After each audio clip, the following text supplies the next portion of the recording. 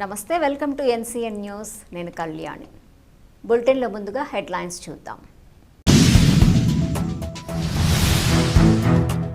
బిఎల్ఏలు అప్రమత్తంగా ఉండాలి. వైఎస్ఆర్సీపీ జిల్లా అధ్యక్షుడు చెల్లుబైన వేణుగోపాలకృష్ణ.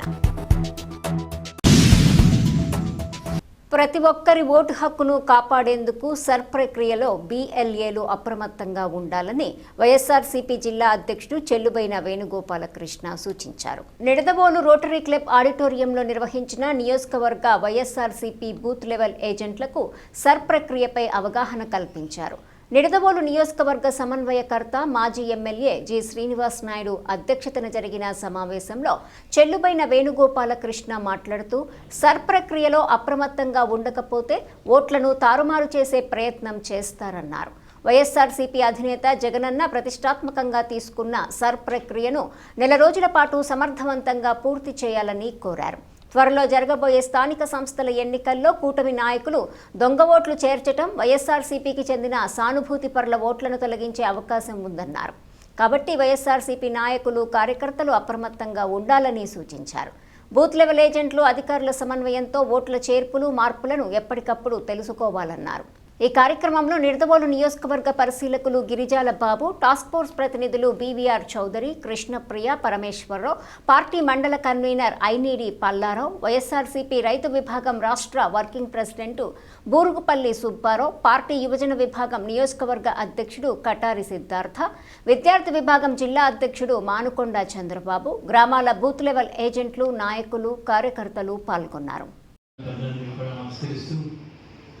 ఈరోజు నాయుడు గారి కడుపు నొప్పి వస్తుందంటే ఏ హాస్పిటల్కి పంపించాలి అడుగుతారా? శ్రీనివాస నాయుడు గారు వెంటనే మన చోట అది ఉంది, ఇది ఉంది, ఆయన కూడా నలుగురిని అడగొచ్చు. మొత్తం మీద మొదట వచ్చినటువంటి భక్తుడు ఎవరైతే ప్రజలు ఉన్నారో బిఎల్ఓ తోటి రిలేషన్ మెయింటైన్ చేయాలి. బిఎల్ఓస్ ఎవరైతే ఉంటారో మీ బిఎల్ఏ, బిఎల్ఏ మనకి బాగా మరి ఇంత విశ్లేషణాత్మకంగా కులంకషంగా ప్రతి ఒక్కరికి కూడా అట్టుబండి ఒలిసి నోట్లో పెట్టిన విధంగా చెప్పిన ప్రతి ఒక్కరికి పేరు అక్కడ ఉన్న ప్రభుత్వాలు పడిపోవడం కాదు, దాంతోపాటు అక్కడ ఉన్న ముఖ్యమంత్రులు ముగ్గురు కూడా ఓడిపోయారు. గతంలో మీకు ఇచ్చిన ఈ పీడిఎఫ్ ఫైల్స్ ని చూసుకుంటారు. ఈ నెంబర్లన్నీ చూడండి. స్టాలిన్ నియోజకవర్గంలో 83,000 ఓట్లు తీసేశారు, డిలీటెడ్. ఆయన ఓడిపోయింది 8,000 ఓట్లు. మమతా బెనర్జీ ఆమె కాన్స్టిట్యున్సీలో 47,000 ఓట్లు తీస్తారు, ఆమె ఓడిపోయింది 15,000 ఓట్లు. అలాగే అరవింద్ కేజ్రీవాల్ కూడా ఎమ్మెల్యేగా ఓడిపోయాడు. ఆయన కూడా 38,000 ఓట్లు ఆయన నియోజకవర్గంలో తీయటం జరిగింది. ఆయన కేవలం 4,000 ఓట్లతో ఓడిపోయారు. అక్కడ పార్టీలు పోవటం, ప్రభుత్వాలు పోవటమే కాదు, అభ్యర్థులు ఎవరో ముగ్గురు కూడా ముఖ్యమంత్రులు.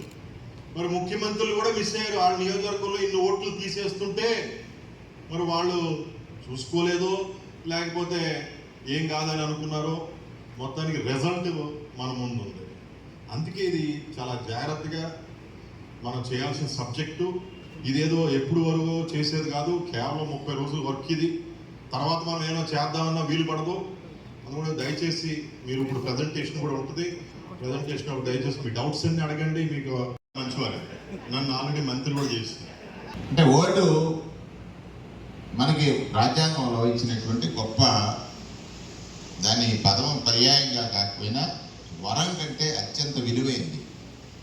దురదృష్టం ఏంటంటే దీన్ని బంగారం తాకట్టు పెట్టినట్టు చాలా తక్కువ రేటుకి పెట్టేసి రోజు బాధపడుతున్నారు. బంగారం ధర పెరిగిపోతుంది, మనకు ఏం డబ్బులు రావట్లేదు.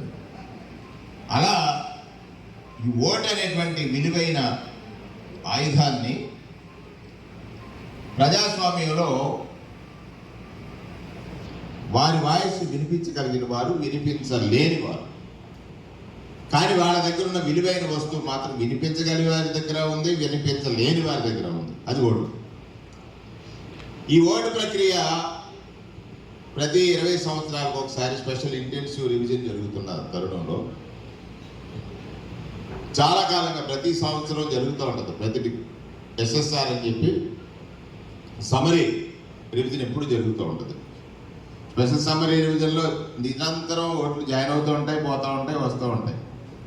కానీ ఇక్కడ ఈసారి ఎందుకు దీనికి ఇంత ప్రాధాన్యత ఉందనంటే 2024లో మనం ఓడిపోయిన విధానం చూసినట్లయితే చాలా అనుమానాలు ఉన్నాయి. ఇవాళ వైఎస్ఆర్ కాంగ్రెస్ పార్టీ అధ్యక్షుడు జగన్మోహన్ రెడ్డి గారు ప్రతిష్టాత్మకంగా రేపు 15వ తారీఖు నుంచి జూలై 14వ తారీఖు వరకు జరుగుతున్న ఈ ఇంటెన్సివ్ రివిజన్లో, స్పెషల్ ఇంటెన్సివ్ రివిజన్లో మన పాత్ర గురించి, మన లక్ష్యం గురించి ఒకసారి మీ అందరికీ ఏ విధంగా ఇది మనం అప్రమత్తంగా ఉండి వాళ్ళు ఆగడాల్ని అడ్డుకట్ట వేయాలి అనే దాని మీద ఒక ట్రైనింగ్ ప్రోగ్రాం పెట్టారు. ఖచ్చితంగా రేపొద్దున్న ఏది ఏమైనా కూడా వాళ్ళ ముగ్గురు కలిసి ఉన్నా కూడా మనం అనేది గెలవటం తథ్యం అనేటువంటి విషయం ఇంకెక్కడా కూడా డౌట్ పడతాం. దానికి సరే మనం గెలుస్తాం, అలాగే రిలాక్స్ ఉంటానికి లేదు కదా.